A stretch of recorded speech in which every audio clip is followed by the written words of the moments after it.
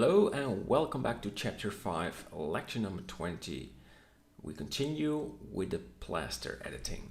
So we have now a plaster with old plaster and some bricks and having a sort of a bump effect inside of it.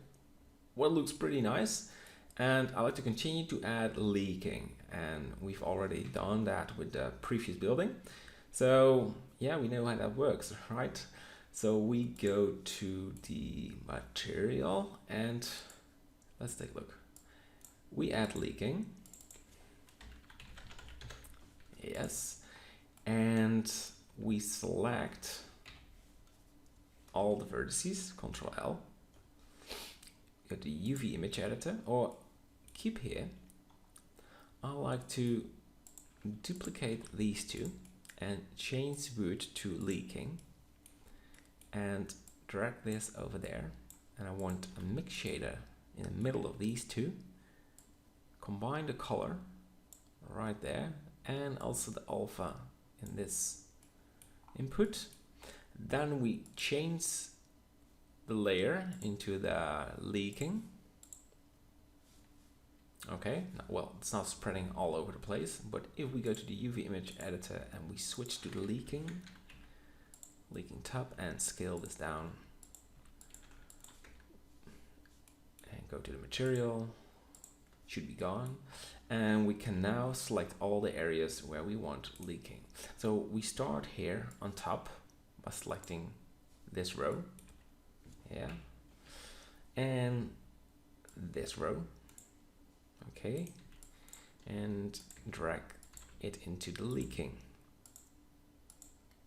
Okay, so you don't want extreme leaking, so I like to have this a bit spreading, and this one gets inside of it. And scale this down just a bit. So another place, GX, something like this, that fits. This is way too extreme. This is like a real old building, and of course we want an old building but not a leaking effect like this. So what we can do is where is it? Yes, soft. Where is the soft light? Yeah, and it's now sort of blending in.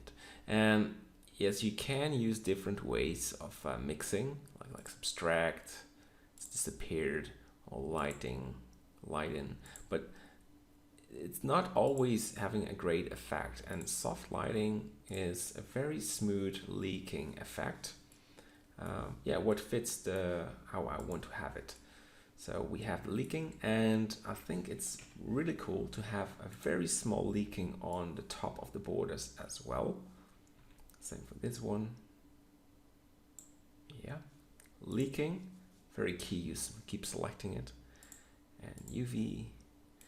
So for the bottom, I want a very gentle leaking effect, very simple. And for that one as well.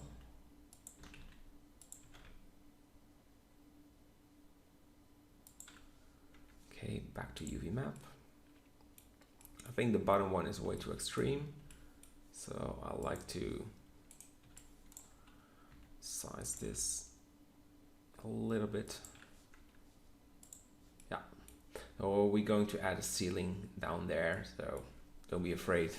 There's a very ugly seam, but yeah, it looks nice. So a challenge for you: you can add this dirt effect on the rear and on the sides on top of that, and there as well. Okay, see you in a minute.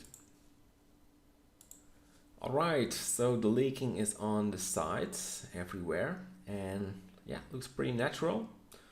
So there's one more thing I like to do in this lecture, and that is making windows on the rear, including a door. So deselect everything, Shift D. We selected a lamp, we don't want it, delete it. Enable the snapping tool, rotate, deselect it, and go in front of the window. It's pretty hard to see because it's a smaller window. And as you can see, I scaled it in the object mode, what isn't the right thing to do. It's very easy to fix it, but rotation and scale, and it's way back, or it should be. Keep in mind that it's not the right way. You have to make it your standard, not doing it. All right, and I also want a duplication for the other window. Yeah, blends well. And you can see we need one on top.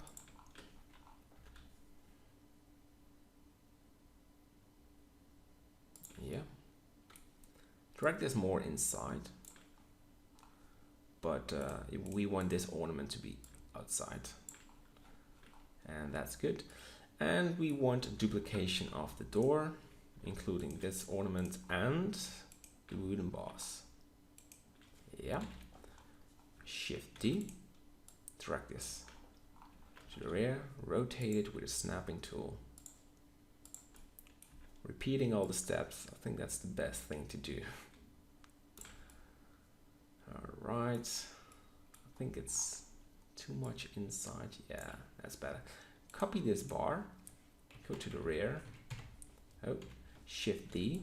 Rotate, use snapping tool. Snap, snap.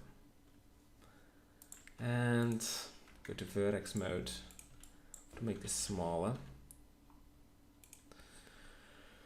Yeah, not my favorite way, but sometimes you have to. Okay, I like that this bar is a little bit too long, gives it this medieval effect. But what we need to do is, even if we do not have the texture as Y, make it scaleless. It makes it look more believable. Okay, so problem here is that we have some extra space. I'm lowering it a bit. Material. Okay, so what I've done with the texture right there is what we're going to do with the brick as well. I want to blend this rough texture, this rough plaster. So select the brick, brown brick, go to the node editor. Yes, Shift D, Alt, right mouse, add, converter, color ramp, noise texture, texture, noise. There you are, you little beast. There you go. One of the downsides of this automatically mix is that you need to open it. And this guy is a little bit lazy. Okay, plaster, and select it. And I want the smaller version. So we need a mapping and texture coordinates. Add input texture coordinates and a factor mapping node. UVs, because we want the UVs from that texture, and make this 1.5. So we size it with 50%. Yes, and now we start blending. Blending, blending, blending.